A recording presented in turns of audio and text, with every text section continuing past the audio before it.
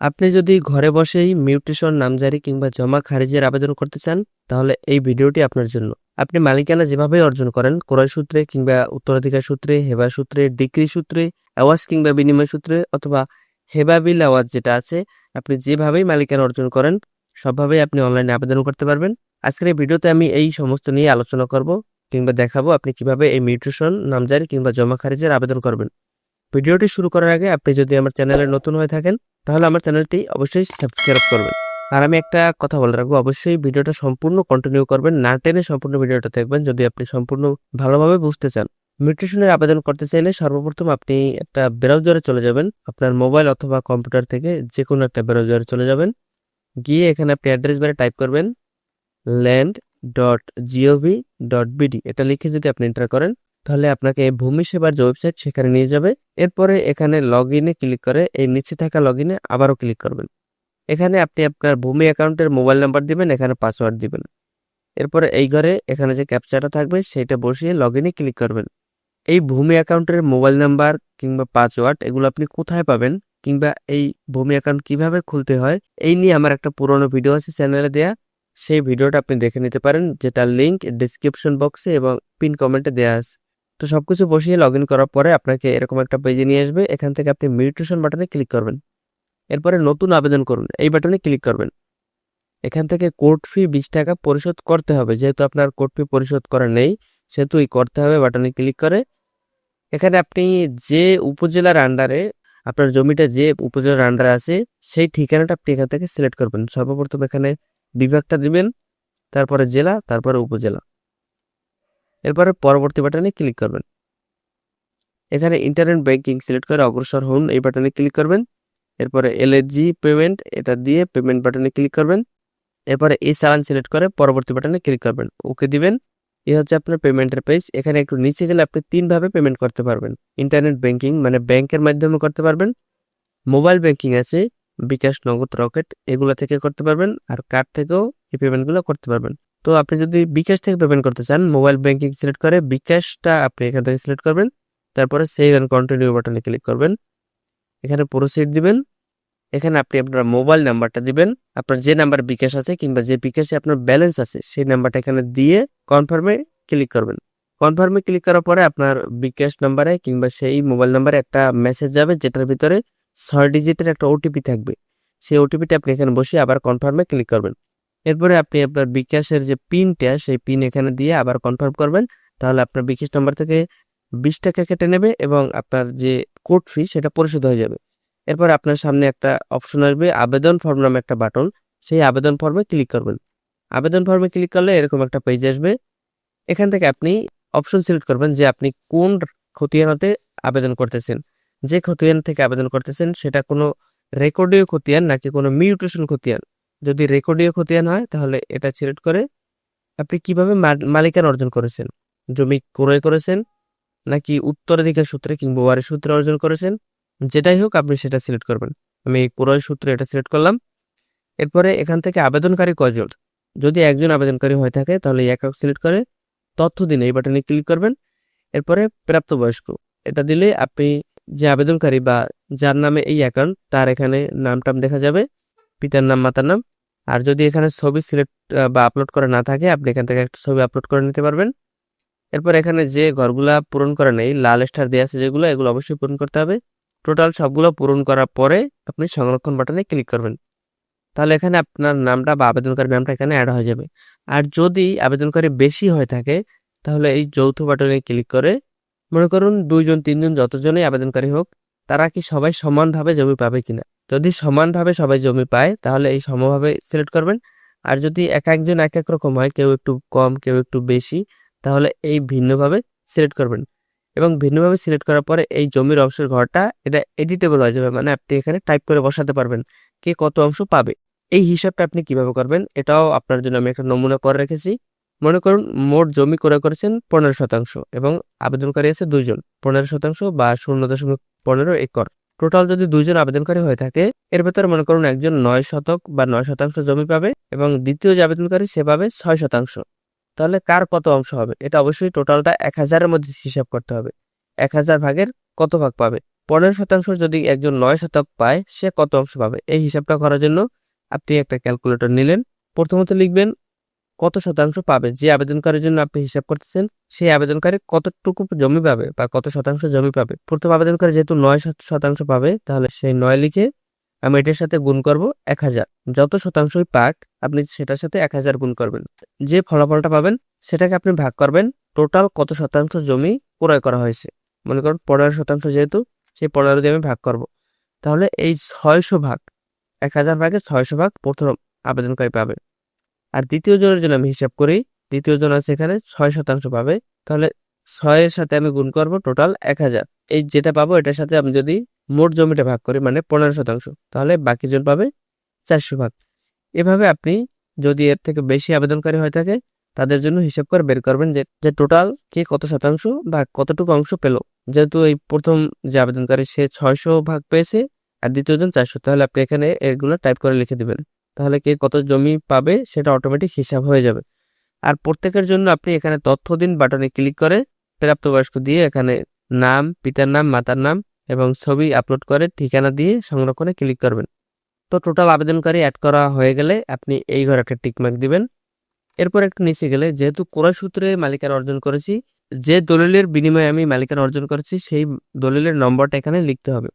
এরপরে দলিল কত তারিখে রেজিস্টার করা হয়েছে সেই তারিখটা এখান থেকে সিলেক্ট করবেন।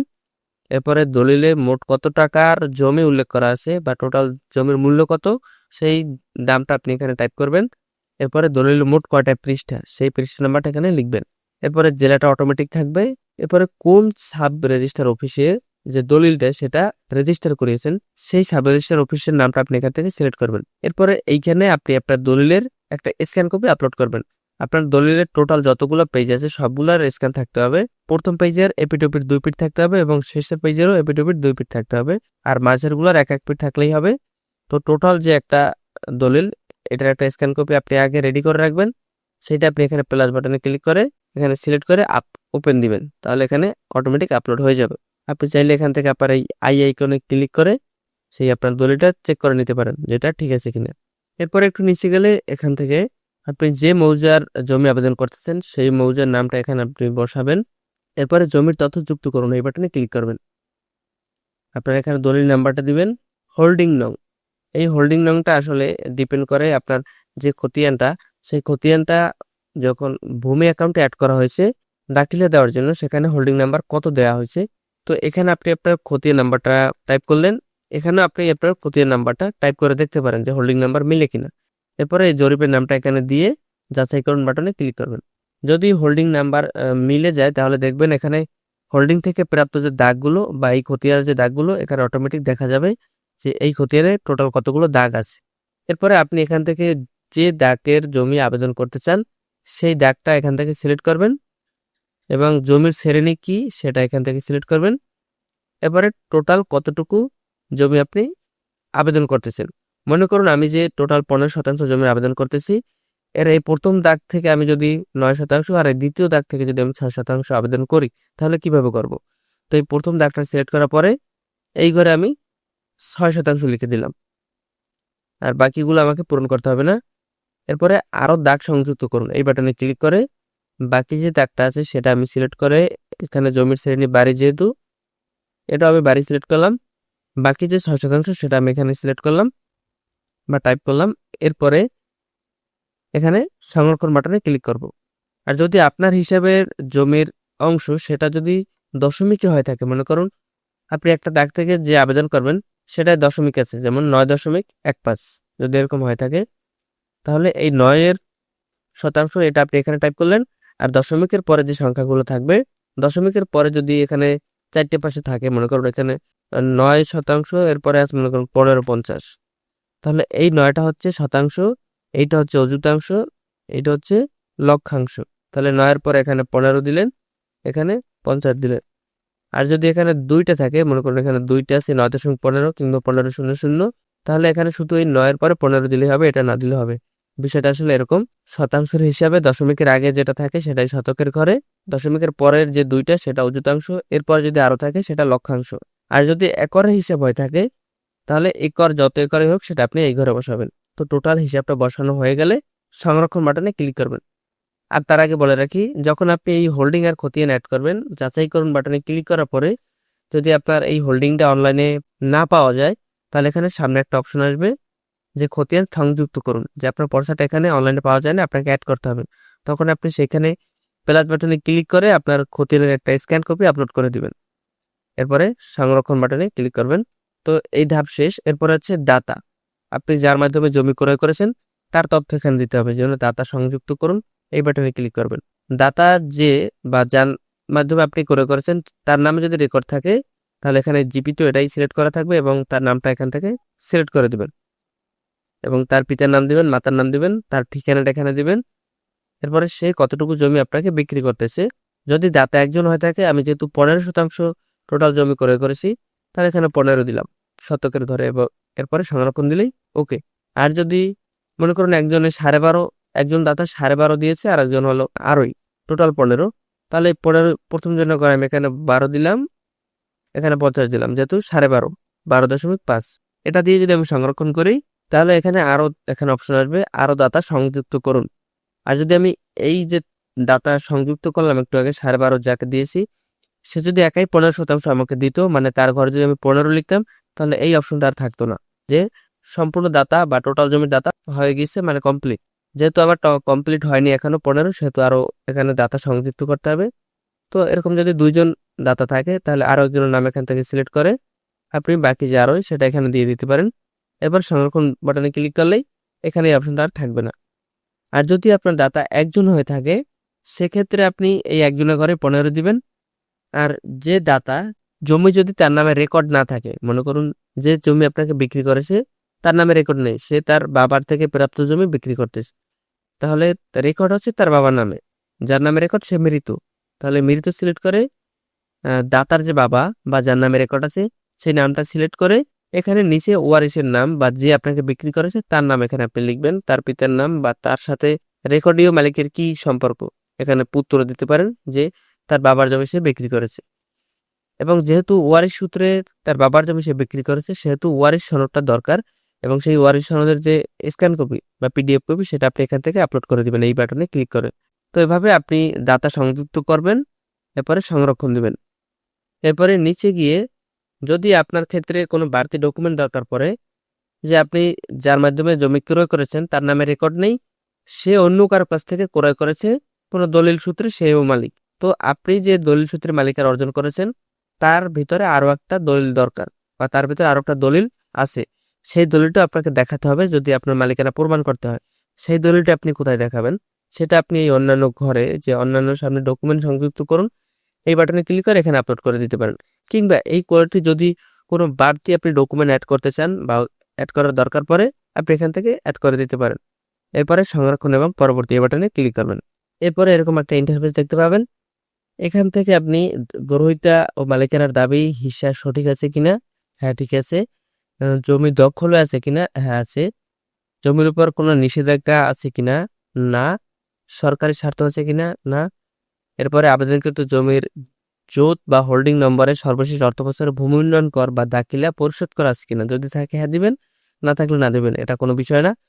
এরপরে গ্রহীতাদের এই মৌজে বর্তমানে কোনো খতিয়ান আছে কিনা, এটাও না দিয়ে দিবেন, এটাও কোনো বিষয় না।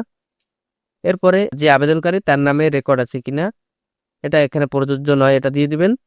এরপরে এই ঘরটা টিকমার্ক দিয়ে আবেদন দাখিল করুন এই বাটনে ক্লিক করবেন। আবেদন দাখিল করুন বাটনে ক্লিক করলে আপনার আবেদন কমপ্লিট হয়ে যাবে এবং আপনার সামনে আবেদনপত্র ডাউনলোডের একটা অপশন আসবে, আপনি আবেদনপত্রটা ডাউনলোড করে নেবেন এবং এই আবেদনপত্র আর দলিল, সেই দলিলের ফটোকপি এগুলো আপনি রেডি রাখবেন।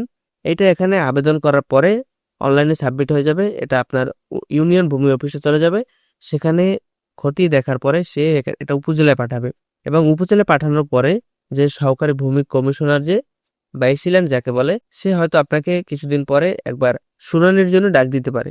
আপনি খেয়াল রাখবেন মোবাইলে যে কখনো মেসেজ আসে কিনা শুনানির ডেট, আপনি সেই ডেটে আপনার যে আবেদন কপি, আইডি কার্ড, দলিল এগুলো নিয়ে আপনি তার সাথে দেখা করবেন। যদি আপনার সকল তথ্য সঠিক থাকে, সে চেক করার পরে আপনার এই আবেদনটা কনফার্ম করে দেবে এবং এরপর আপনাকে ডিসিআর দিতে হবে।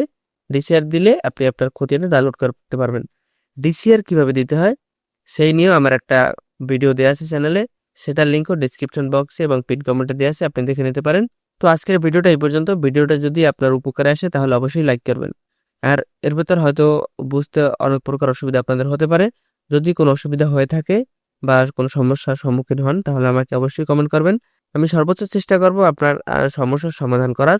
আর ভিডিওটা অবশ্যই শেয়ার করবেন আপনার সকল বন্ধুদের কিংবা সকল পরিচিতদের মাঝে যাদের এই ধরনের ভিডিও দরকার। আমি সকলকে ধন্যবাদ দিয়ে ভিডিওটা এখানেই শেষ করছি।